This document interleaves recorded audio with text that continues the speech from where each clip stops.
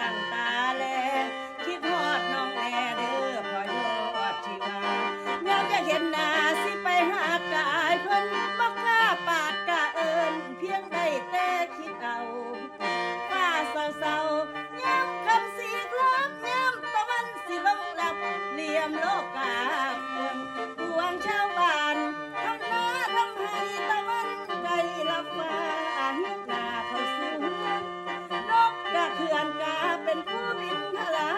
พากันขึ้นวังหังดังสิมีสุขล้น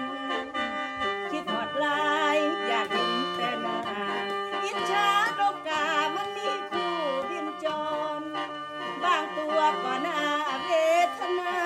คงถูกผ่านป่าคาผู้มวยมนส่งเสียงก็เสียงเงาดูคงจะเศร้าขาดผู้บินรน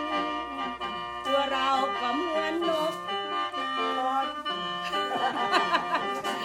ลืมแล้วต้น